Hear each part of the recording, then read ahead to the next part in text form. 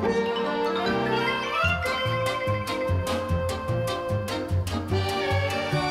everybody, it's Chris Eads, Wootini from GayGamer.net, here with another weekly video podcast. This week will be a little bit short, I think, because I haven't really been playing much, except that for some bizarre reason, Minecraft Story Mode Episode 2 came out just like 3 weeks after Episode 1, which is weird, because usually Telltale has multiple series going at the same time, so that, you know, if you're playing them all, you can kind of get a game a month, an episode a month, but if you're just playing one, you're going to wait a couple of months between episodes. I'm not really sure what that's all about. I know that somewhere in November, they're releasing Minecraft Story Mode, like, on a disc, that you can get all 5 episodes, so maybe they're rushing them out because, like, they're done, because, you know, they're releasing a disc, so you could get the disc and then, you know, you're not going to download the episodes later. Although, if you've already downloaded the first couple episodes, you're not going to go buy a disc, because that's just wasting money. But it continues to be very cute. And even though I still feel like I'm sort of like over here playing it, because I'm not a Minecraft fan, so I don't feel like I'm getting as much of the jokes as I could be, or appreciating a lot of the detail or whatever, but it's still a fun game with a cute story and some good jokes. In episode 2 there's a great joke with an F-bomb that was totally juvenile, but it made me laugh out loud, so I can't say anything bad about it, because it's actually genuinely funny. What can I say? I'm 6. I've also been playing a lot of Rock Band. And I can't wait for this update, because I'm hoping this update will, you know, tweak all those little things that keep irking me. Like not being able to have my custom band members in every mode, and not being able to, like, I realized, you know, like just the little things where you're like, oh, I wish I could have done that. That would have been helpful, but whatever. And it still kind of irks me that, like, if you're playing in tour mode and you play a song and you get a score, that doesn't carry over to quick play. It's just weird. And I just feel like, huh?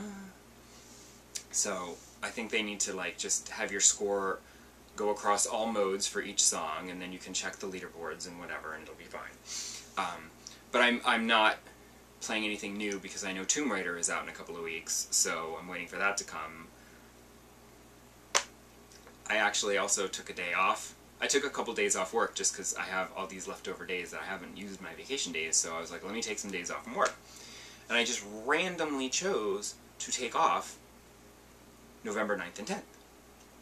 Not realizing that, in fact, Tomb Raider comes out on the 10th, and I'm not taking a day off to play Tomb Raider. But since I'm already going to be sitting at home, obviously I'm going to be playing Tomb Raider that day.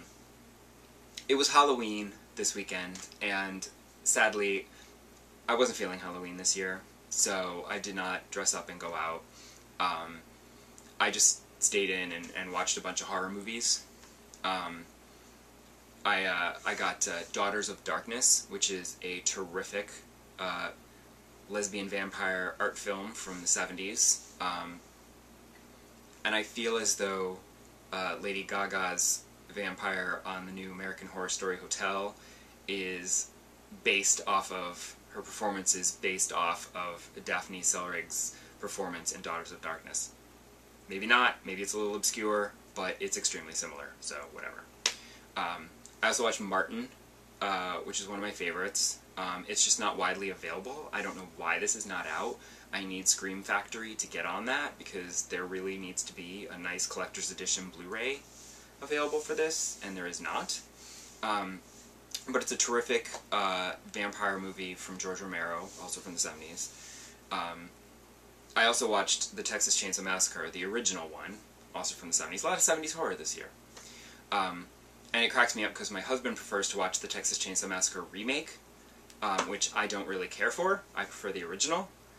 He likes the remake because the remake is more of a movie, and the original one, to him, it makes him uncomfortable to watch because it feels too real, like a snuff film. And I'm like, that's the point. it's supposed to be uncomfortable to watch. It's supposed to get under your skin. That's what a good horror movie's supposed to do. The remake he prefers because it's more of just a Hollywood movie and there's Jessica Biel running around and he's fine with that, and then it's not real. And I'm like, that's what makes it not as good. And I thought about playing a game for horror for Halloween, but since if I had played Fatal Frame regular starting on the day it came out, I'd still be playing it on Halloween. But because I got an early review copy, I already finished, so oh well. Although I was tempted, the PlayStation Network's been having a sale for a few weeks now, of like horror games and stuff and movies and whatever, but who cares about the movies? And I was actually tempted because they have the original Resident Evil, the Resident Evil Director's Cut is available for like $3, and I'm like, the classic Resident Evil, you know, with the tank controls and the blocky graphics and everything, it could be really fun. I wish it was like $1.50 or whatever, I think that's what I paid for Silent Hill.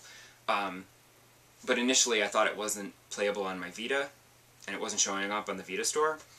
But then I realized that it's like when I bought Silent Hill, I think that was last year actually, for Halloween, I bought Silent Hill, and you actually have to, for whatever reason, it's playable on the Vita, but you have to download it to your PS3 and then plug your Vita into the PS3 with the USB cable and then copy it over. It's annoying. I don't know why you have to do that. I don't know why I can't just download it directly from the store into my Vita to play. And if it was $1.50, I would totally do it without even thinking. But for some reason, for $3, I'm like, wait, will I play this? I don't know. Especially now that Halloween's over, I'm not sure it's really worth it. So I have to decide. I've only got a few days left to decide whether I want to spend $3 to buy Resident Evil. It's just that it's been a really long time since I've played it, so it would be kind of like playing it new for the first time. But then I bought a whole bunch of stuff at the flash sale for $1 or $2, and like I never finished Dino Crisis. I know I bought other games that I haven't even started, so I'm like, why don't you play some of the games that you've already bought instead of buying new ones that you'll never get around to? When things are only $1 or $2, I can't resist. And then I figure, because also, if it's only $1 or $2, if you don't play it, you only lose $1 or $2.